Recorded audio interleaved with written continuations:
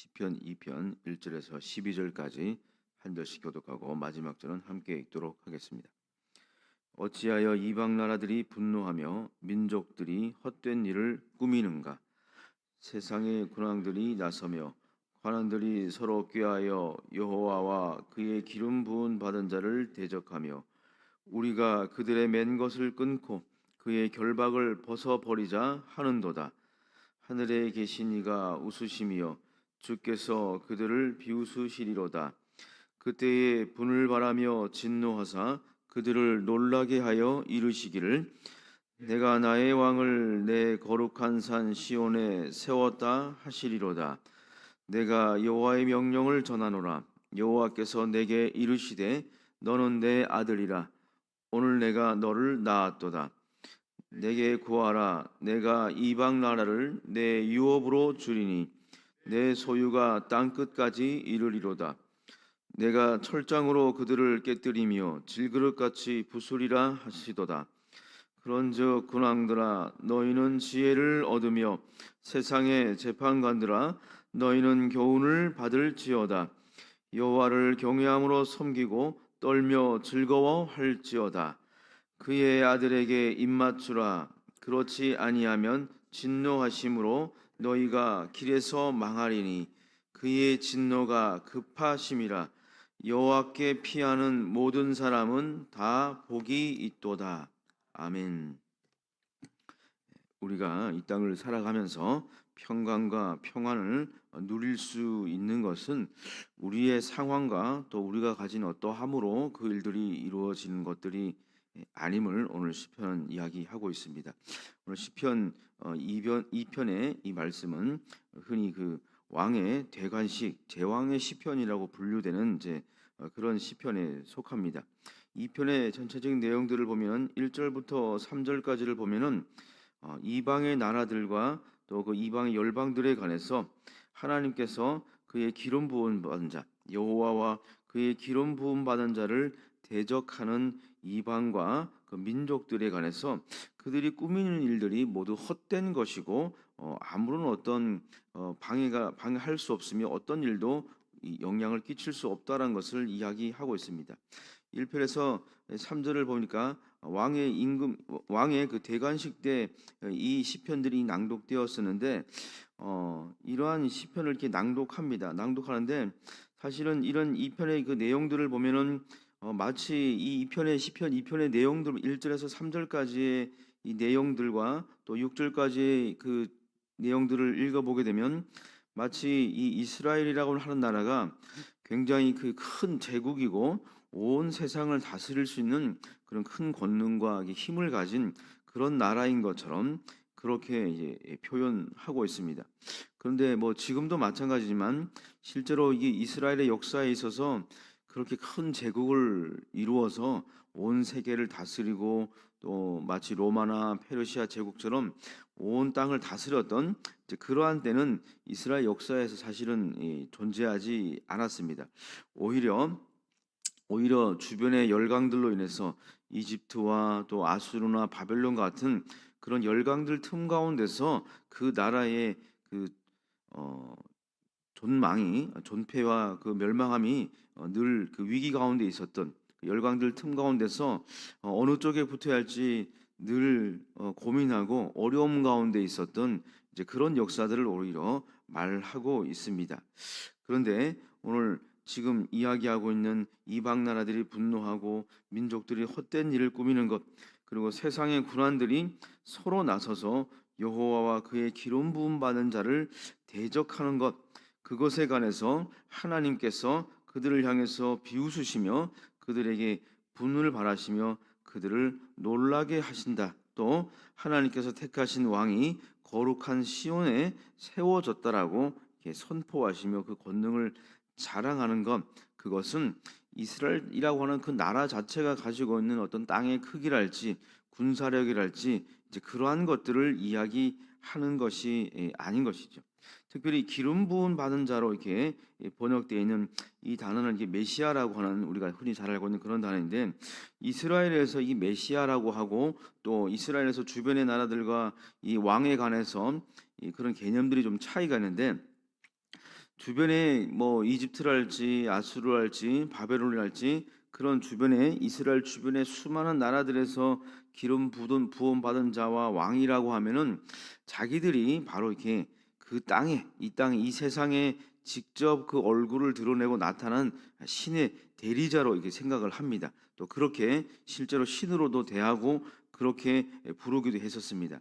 그러나 이스라엘에 있어서 이 기름 받은 자와 왕의 개념은 그러한 것이 아니고 하나님께서 언제든지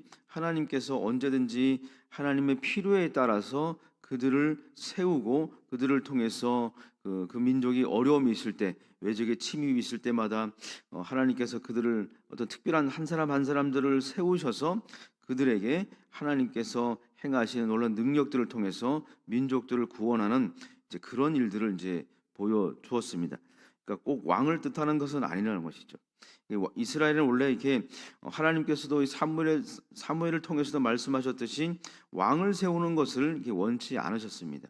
이 시편 2편의 말씀은 비록 그 뒤에 하나님께서 허락하셔서 왕을 세우긴 하셨지만 진짜 이 땅의 왕은 이 작고 좁은 땅에 세워진 그러한 사람인 왕이 아니라 정말 그들을 그 좁은 땅덩어리와 힘이 없고 약해서 열강들 가운데서 늘 고통받고 침입의 위기 가운데서 정말 고민하는 그 작은 나라의 왕으로서의 그 왕이 등극하는 것을 기뻐하고 축하하는 그런 것이 아니라 비록 그 땅이 작고 그들이 가진 인간적인 무력이나 힘은 굉장히 약하지만 그렇지만 그들을 택하고 그곳 가운데 하나님께서 나라를 세우게 하시고 또 그들을 다스릴 어떤 지도자들을 하나님께서 필요하실 때마다 세우시고 그들이 정말 하나님께서 주신 율법에 따라서 그 나라가 다스려지는 것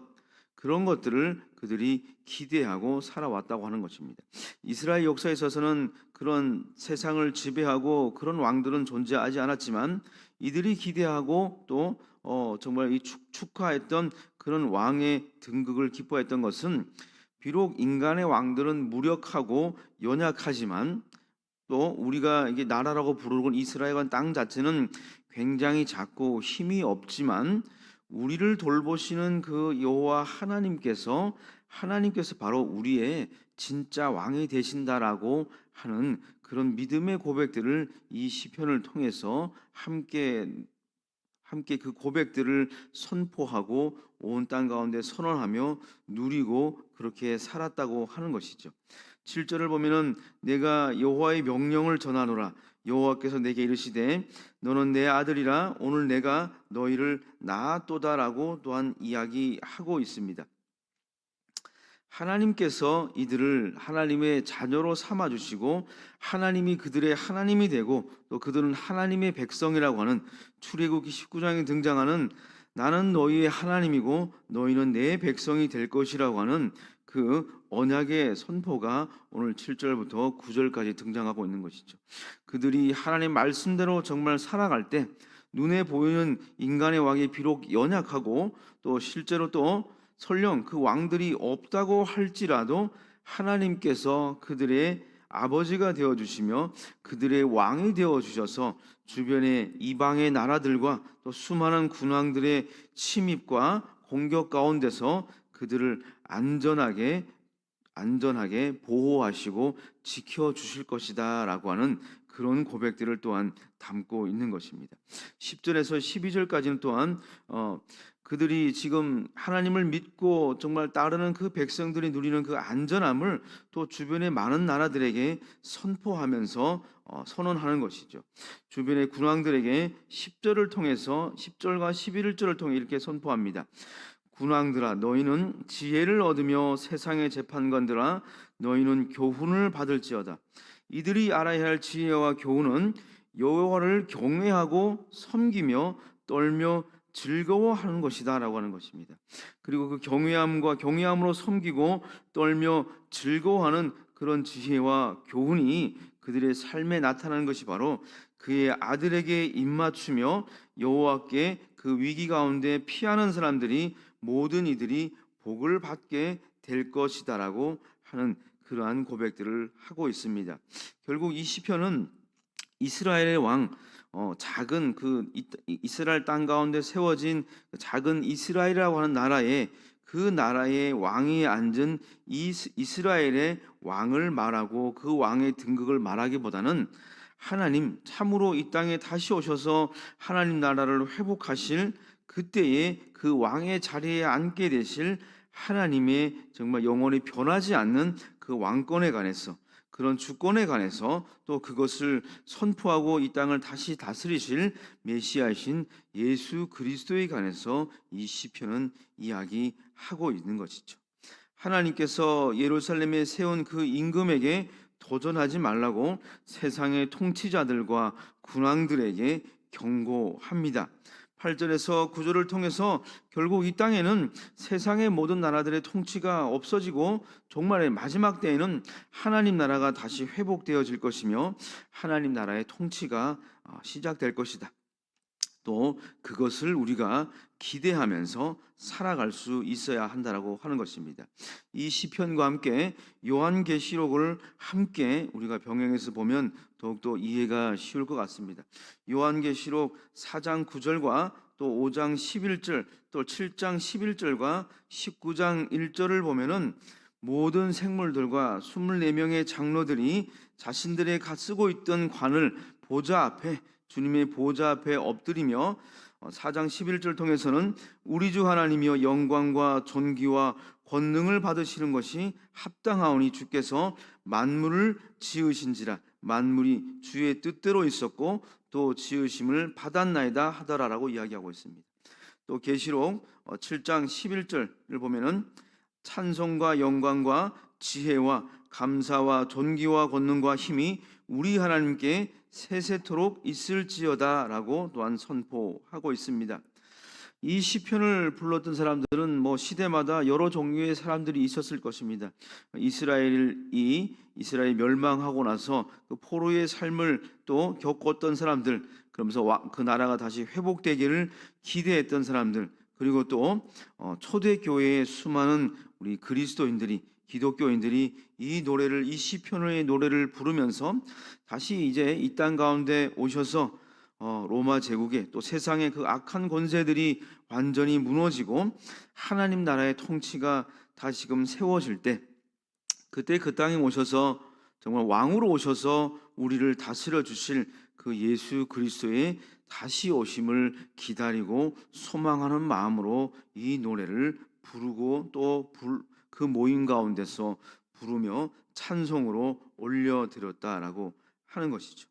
우리는 오늘 우리의 삶 가운데서 또 우리의 환경들과 또 우리가 우리의 힘으로 어떻게 할 수 없는 그런 세상의 통치들과 불의함들과 부조리함을 보게 됩니다.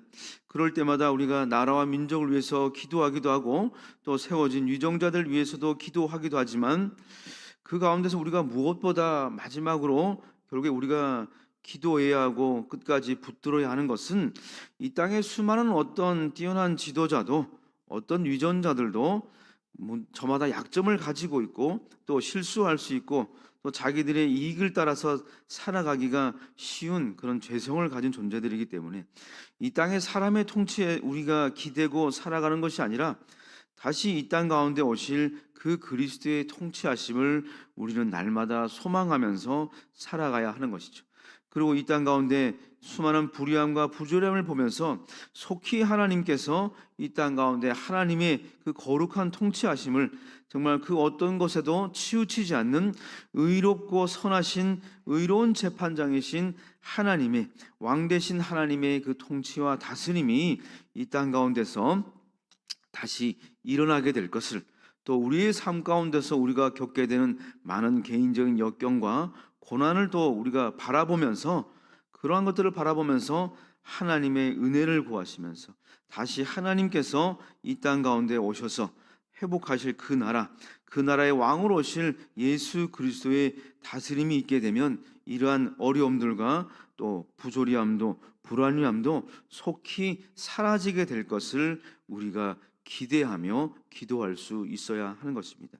이 땅을 살아가는 믿는 자들의 가장 마지막에 또 우리가 늘 끊이지 않고 해야 할 기도는 다른 어떤 것이 아니라 오늘의 삶의 평안도 있겠으나 오늘의 삶의 평안과 또 때로는 어려움 가운데서도 우리가 부르짖고 기도해야 할 것은 다시 이 땅에 오실 그 예수 그리스도의 다시 오심을 우리는 날마다 소망하며 기대할 수 있어야 할 것입니다. 그 시편, 그 노래가 오늘 시편 2편을 통해서 하나님께서 오늘 우리가 참으로 이 땅 가운데 하나님께서 예수 그리스도를 통해서 이 땅에 보내시고 낳은 그리스도인으로서 하나님의 통치를 정말 이루어내고 또 하나님께서 우리에게 주신 그 사명을 품고서 세상의 통치와 잘못된 다스림 가운데 맞서며 때로는 살아갈 수 있어야 하는 것이죠. 하나님께서 곧 오실 것이며 주님께서 이 일을 바로 잡을 것입니다. 그때까지 내가 그 일을 정말 충성되게 감당할 것입니다. 하나님 그렇게 살아갈 수 있도록 은혜 주시고 능력 주십시오라고 우리가 그렇게 오늘도 믿음으로 선포하며 기도하는 그러한 날이 될 수 있기를 축복하며 기도합니다.